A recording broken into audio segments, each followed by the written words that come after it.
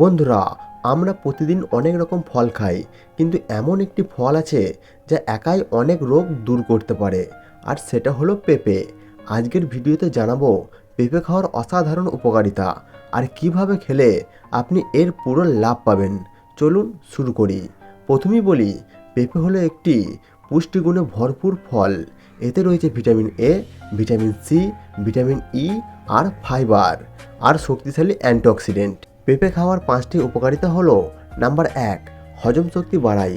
পেঁপেতে আছে প্যাপেইন নামের একটি এনজাইম যা খাবার হজম করতে সাহায্য করে। যারা গ্যাস, অ্যাসিডিটি বা কোষ্ঠকাঠিন্যে ভোগেন তাদের জন্য পেঁপে একদম দারুণ কাজ করে। নাম্বার 2, রোগ প্রতিরোধ ক্ষমতা বাড়ায়। পেঁপেতে প্রচুর ভিটামিন সি থাকে যা শরীরের ইমিউন সিস্টেমকে শক্তিশালী করে, ফলে সহজে ঠান্ডা, কাশি বা সংক্রমণ হয় না। নাম্বার 3, ত্বক সুন্দর করে। পেঁপে নিয়মিত খেলে ত্বক উজ্জ্বল হয়, ব্রণ কমে আর ত্বক থাকে ফ্রেশ। অনেকেই পেঁপে ফেস প্যাক হিসেবেও ব্যবহার করে। নাম্বার 4, ওজন কমাতে সাহায্য করে। যারা ওজন কমাতে চান তাদের জন্য পেঁপে আদর্শ। এতে ক্যালোরি কম কিন্তু পেট ভরিয়ে রাখে বেশি সময়। নাম্বার 5, হার্ট ভালো রাখে। পেঁপের অ্যান্টিঅক্সিডেন্ট ও ফাইবার কোলেস্টেরল কমাতে সাহায্য করে, ফলে হার্ট সুস্থ থাকে। এবার আসি সবচেয়ে গুরুত্বপূর্ণ অংশে। বন্ধুরা, এবার আমরা জানবো পেঁপে কিভাবে খাবেন।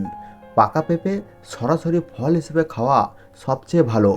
সকালে খালি পেটে বা ব্রেকফাস্টের পরে খেলে হজম ভালো হয়। ছোট ছোট টুকরো করে ধীরে ধীরে চিবিয়ে খান, এতে পুষ্টি ভালোভাবে শরীরে যায়।